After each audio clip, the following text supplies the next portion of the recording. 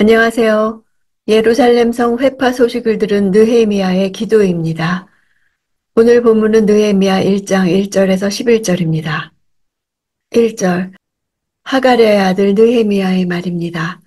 아닥사스다 왕 20년 기슬루월 내가 수산성에 있을 때 느헤미야는 이스라엘이 포로되어 끌려간 곳에서 태어난 인물입니다. 느헤미야란 이름 뜻은 여호와께서 위로하신다, 불쌍히 여기신다입니다. 아버지 하가랴가 이방에 포로된 이스라엘 자손들을 여호와께서 불쌍히 여기시기를 바라는 마음에서 지은 이름으로 추정됩니다.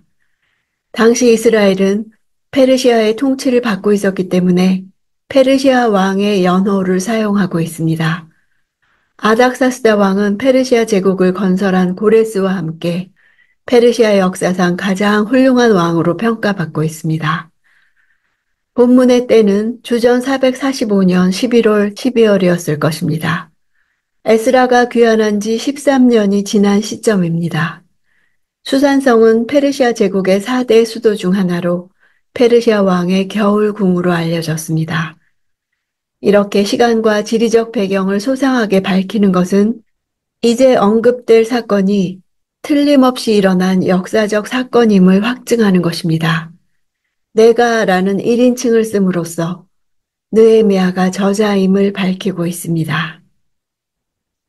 2절, 내 형제 가운데 하나니가 몇몇 사람들과 함께 유다에서 왔습니다. 그래서 나는 포로로 잡혀오지 않고 그곳에 남아있는 유다 사람들의 안부와 예루살렘의 형편을 물었습니다. 유다로부터 페르시아의 수산까지는 약 1600km 정도 거리, 적어도 2개월가량이 소요되는 긴 여행길이었습니다.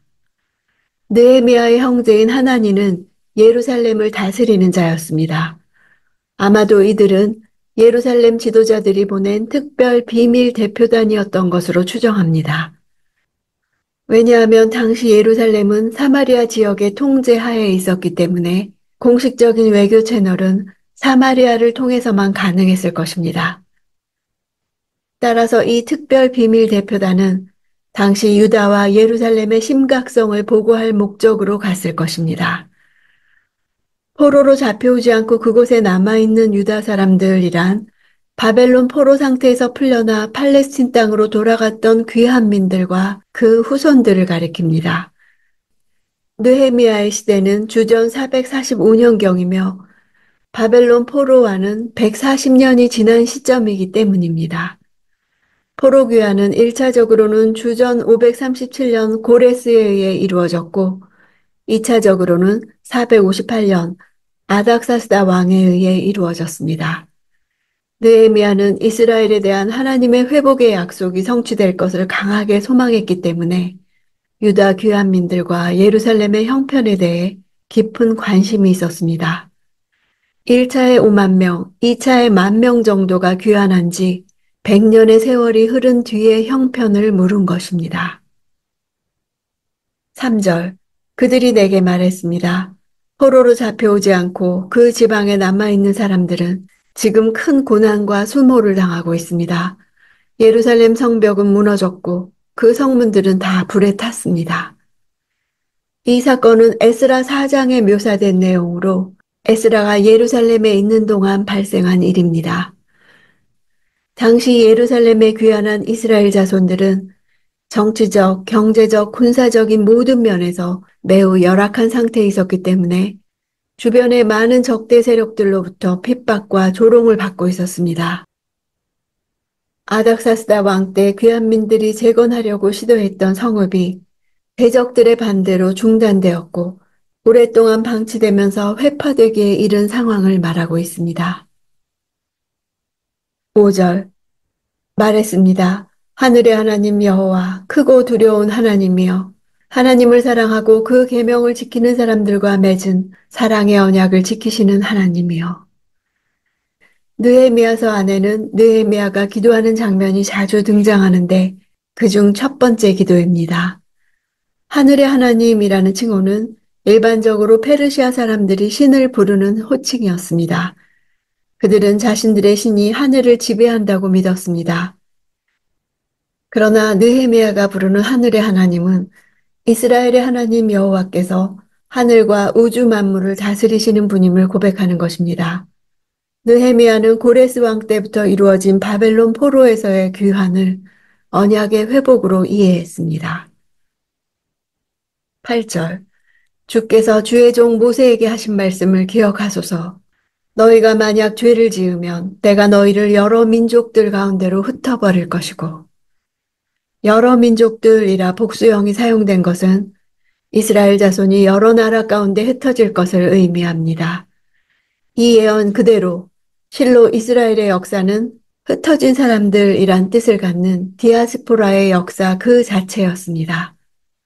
나라의 멸망과 함께 흩어지기 시작했고, 이러한 움직임은 그 이후 계속 확산되어 예수 당시에는 팔레스틴 거주자보다도 흩어진 유대인이 훨씬 더 많을 정도였습니다. 바울은 전도 여행 중 그가 방문한 도시에서 이들과 끊임없이 접촉했습니다. 이러한 유대인의 분산은 오늘날까지 계속되고 있습니다. 10절 그들은 주께서 주의 큰 능력과 주의 강한 손으로 구속하신 주의 종이요 주의 백성들입니다. 큰 능력과 강한 손이란 표현은 출애굽 사건에서도 사용된 표현입니다. 포로 귀환 공동체가 바로 제2 출애굽을 경험한 자들임을 드러내기 위해서 사용한 것입니다. 11절 주여 이 종의 기도와 주의 이름을 경외하기를 기뻐하는 주의 종들의 기도에 귀를 기울이소서. 오늘 주의 종이 이 사람 앞에서 은총을 입고 잘 되게 하소서. 그때 나는 왕에게 술을 따라 올리는 사람이었습니다. 이 사람은 아닥사스다 1세를 가리킵니다. 느헤미야는 당시에 예루살렘의 어려움을 해결할 열쇠를 쥐고 있는 인물이 아닥사스다 왕임을 분명히 인식했습니다. 자기가 해야 할 일이 거의 불가능한 일이라는 것을 알았기에 기도하지 않을 수 없었습니다. 술 관원은 주로 왕이 가장 신임하는 자들을 세우기에 막강한 권세를 가지고 있었습니다.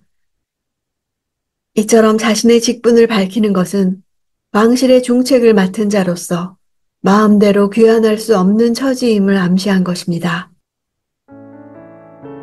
오늘 내가 듣는 소식들은 무엇입니까?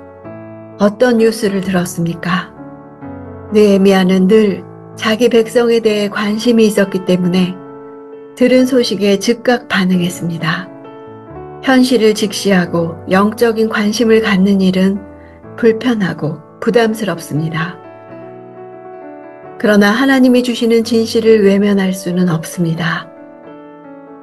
하나님이 하시는 일에 안테나를 켜고 있어야 합니다. 하나님께서 이스라엘 민족을 구원하시는 일에 느헤미야의 눈물의 기도를 들으셨습니다. 하나님의 일 때문에 눈물 흘리며 기도하는 사람을 찾으십니다.